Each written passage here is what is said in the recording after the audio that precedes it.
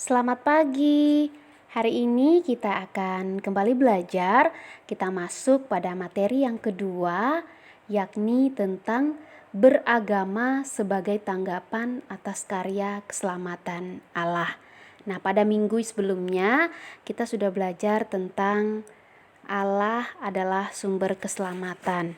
Nah, dari pelajaran tersebut kita dapat menyimpulkan bahwa Allah itu adalah satu-satunya sumber keselamatan yang sejati.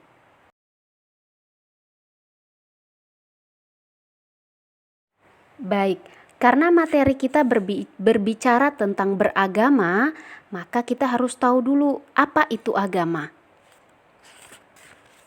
Agama menurut KBBI edisi ketiga Balai Pustaka adalah ajaran, sistem yang mengatur tata keimanan, kepercayaan, dan peribadatan kepada Tuhan Yang Maha Kuasa, serta tata kaidah yang berhubungan dengan pergaulan manusia dan manusia serta lingkungan. Sedangkan menurut Dr. Franz Dahler, mengartikan agama adalah hubungan manusia dengan sesuatu kekuasaan yang lebih tinggi daripada dia, dari mana dia merasa tergantung dan berusaha mendekatinya. Ada 4 alasan yang mendorong manusia memeluk suatu agama. Yang pertama, untuk mencari perlindungan.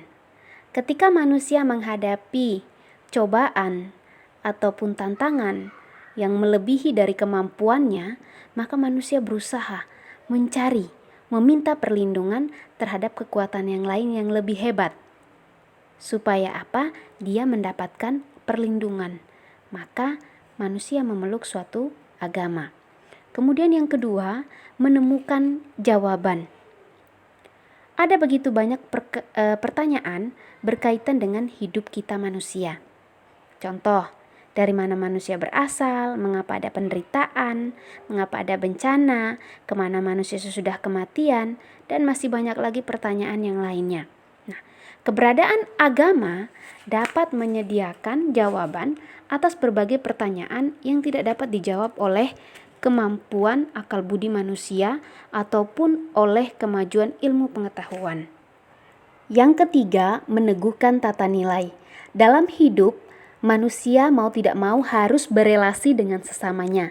Dari pengalaman berelasi dengan orang lain tersebut, baik dengan individu maupun kelompok, manusia menemukan ada nilai-nilai tertentu yang bersifat membangun dan ada juga yang sifatnya dapat merusak relasi itu sendiri. Nah, dari pengalaman itu, akhirnya manusia menghayati bahwa yang baik dan benar harus dilakukan, sedangkan yang jahat dan salah harus dijauhi. Melalui agama, segala nilai yang baik dan benar itu dihayati sebagai yang dikehendaki oleh Allah. Sedangkan yang jahat dan yang salah dianggap berlawanan dengan kehendak Allah. Maka manusia yang dianggap baik adalah mereka yang melakukan yang baik dan benar. Yang keempat, memuaskan kerinduan akan masa depan yang lebih baik. Dalam hidupnya, manusia pasti mengalami berbagai macam penderitaan, baik itu sakit, bencana, dan pengalaman-pengalaman yang lain yang membuat manusia merasa resah, bahkan mengalami yang namanya frustasi. Dalam pergumulan hidup, manusia berpikir bahwa Allah demikian mencintai manusia. Pasti Allah tidak menghendaki semuanya itu terjadi secara terus-menerus. Nah, maka melalui hasil permenungan dan dialog dengan Allah, menghantar manusia pada pemahaman tentang surga dan neraka. Akhirnya, konsep tentang surga dijadikan sebagai harapan masa depan, sedangkan neraka dijadikan sebagai sesuatu yang dihindari.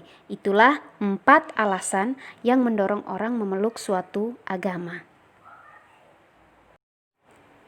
Untuk memahami lebih jauh materi ini, kita akan baca bersama tentang Yesus dan hukum Taurat dari Matius bab 5 ayat 17 sampai 48 dan perumpamaan tentang orang Farisi dan pemungut cukai Lukas 18 ayat 9 sampai dengan 14. Berdasarkan Injil Matius bab 5 ayat 17 sampai dengan 48 yang telah kita baca, Yesus mengajarkan kepada kita supaya tidak bersikap formalistis dalam beragama. Apabila kita benar-benar mendalami ajaran agama, kita tidak akan jatuh pada pemahaman yang dangkal dan setengah-setengah dan dapat mengamalkan ajaran agama secara benar. Jadi agama bukan dijadikan sebagai sesuatu hal yang sifatnya formalitas saja. Yang penting pergi ke gereja, yang penting berdoa, tidak hanya itu saja, tapi bagaimana sungguh mengamalkan atau mempraktekkan apa yang menjadi ajaran agama itu dalam hidup sehari-hari. Dalam Injil Lukas bab 18 ayat 9 sampai dengan 14 dijelaskan bagaimana sikap Yesus yang mengkritik orang-orang Farisi, para pemuka agama dan juga ahli Taurat yang seringkali merasa hidup keagamaannya lebih baik dibandingkan orang lain. Mereka menyombongkan dirinya dan menganggap orang lain hidup agamanya lebih rendah, dan Yesus justru memuji pemungut cukai karena ia bersikap rendah hati di hadapan Allah.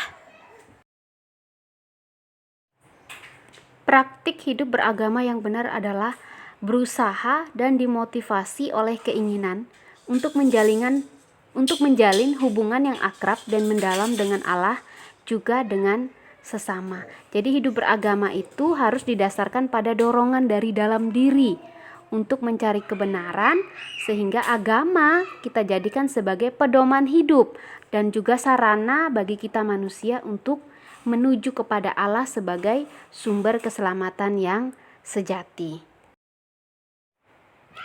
Jika kita menghayati hidup beragama dengan baik dan benar, maka kita akan memperoleh yang pertama,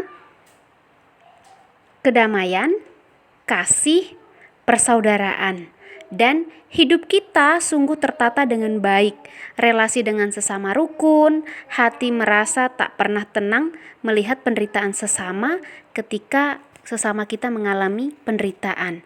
Berani menanggung resiko dalam memperjuangkan kebenaran dan juga keadilan. Bahkan kita rela berkorban sampai mati demi orang-orang yang kita kasihi. Sebaliknya, sikap beragama yang kurang benar secara umum muncul dalam sikap munafik, kurang menghargai orang lain.